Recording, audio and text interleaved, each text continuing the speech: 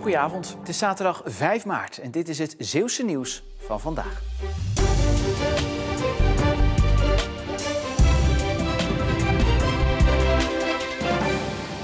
Bananendozen vol met houdbare spullen. Kim Schorsie en Nathalie Ansums uit Middelburg zijn blij met de gulheid van de Zeeuwen voor de Oekraïense vluchtelingen.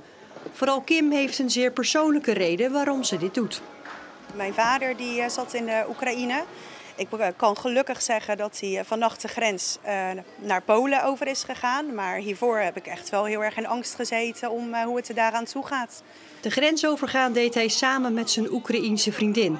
En dat was niet makkelijk. Eerst heeft hij geprobeerd met de trein, maar daar stond hij echt met tienduizenden mensen allemaal op een kluitje te wachten.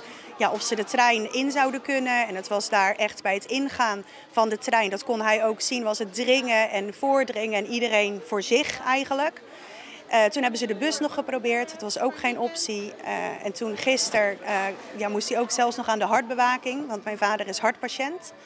En vanuit daar hebben ze, vanuit de kliniek waar hij dan opgenomen was vannacht, zijn ze met de taxi naar Polen kunnen gaan. Kim staat op een van de vele inzamelingspunten in Zeeland op initiatief van boerderij Landlust. Dagelijks rijden er vrachtwagens met goederen vanuit Zeeland naar de Oekraïense en Poolse grens, voor zolang dat nodig is. We gaan nu de wijk in en dan gaan we folderen en onze programma niet promoten, want dat is niet nodig. We moeten ons gezicht promoten, dan ze allemaal 16 maart op ons stemmen. Yes. Nog 9 dagen en dan mogen we weer naar de stembus. En dus ook nog maar 9 dagen de tijd voor politieke partijen om zieltjes te winnen. En dat gebeurt nog vaak met de flyer in de hand op straat. En daar wordt nog volop op ingezet, ondanks de online mogelijkheden. Heeft dat effect, zo'n flyer? Een flyer in de brievenbus denk ik niet, maar mensen aanspreken wel. Er is toch een bepaalde categorie mensen die niet op internet zitten, of hoe dan ook, of sociale media. Zichtbaar zijn voor de mensen en niet alleen naar aanloop van verkiezingen. En sociale media is makkelijk, je drukt op een knop en het is weg, maar je weet niet hoe de burger het opvangt. Maar is de flyer voor kiezers een informatiebron of vulling voor de papierbak? Nou ja, er staan toch bepaalde punten waarom ze voor gaan. En ja, dan kan je toch proberen daar iets aan het midden te doen. Dus de flyer moet blijven?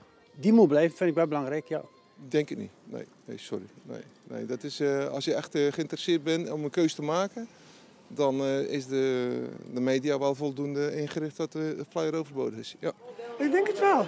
Ja, maar gisteren was er hier ook een jongetje op de markt en die deelde ook een flyer uit. Ja, dan neem je dat aan, maar toch kijk je er even op. Helemaal niet geïnteresseerd. Dus als u een flyer krijgt, wat doet u dan? Wegsmeten, ja. Mijn vrouw liest ze wel, dus. Wie op de fiets onderweg is of met de auto door Zeeland, die weet het. Bij veel boerderijen wordt van alles verkocht. Aardbeidjes, uien, aardappelen, maar ook verse melk. Sterker nog, melk uit een melktap.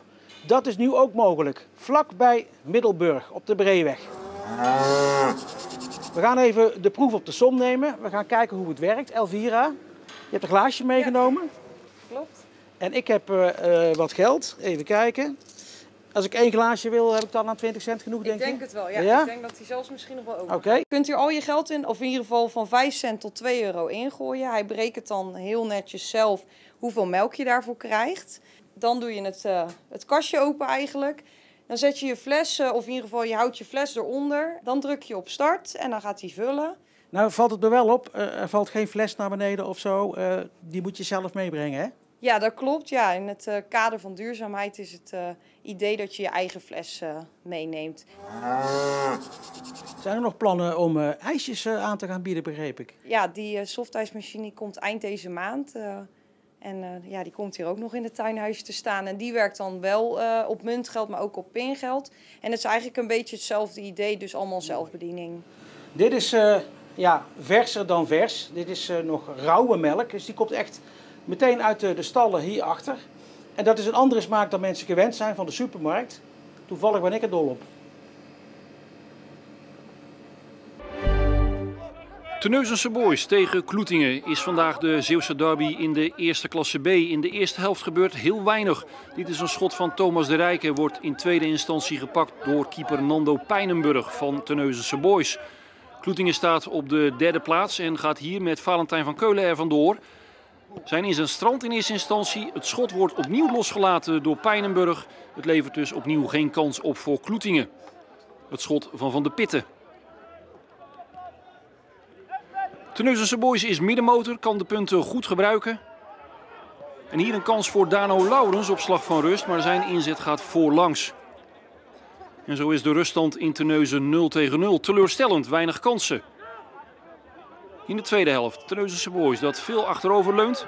Vandaag een punt wil pakken en af en toe er gevaarlijk uitkomt. Hier via Jochem van der Meulen. Het is de beste kans voor Terneuzense Boys, maar zijn schot gaat hoog over. Dan moet Kloetingen nog eens aanzetten in de slotfase. Lange ballen van achteruit. Levert het dan nog een kans op? Dit is Klaas van Hekken. En zijn inzet gaat via het zijnet naast. En dus eindigt de derby teleurstellend in 0-0.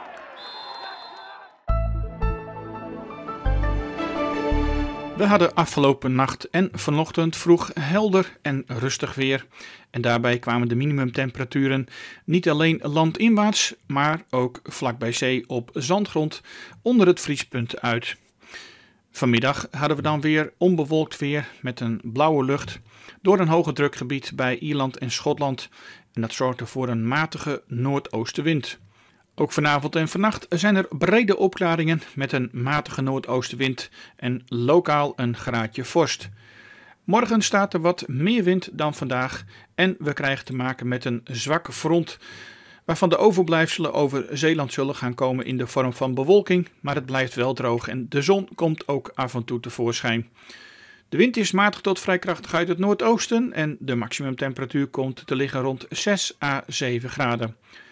Komende week houden we zonneschijn en droog voorjaarsweer. De temperaturen zullen geleidelijk weer wat gaan oplopen en komen halverwege de week te liggen tussen 10 en 12 graden. En tot zover en graag tot straks bij Zeeland de Week.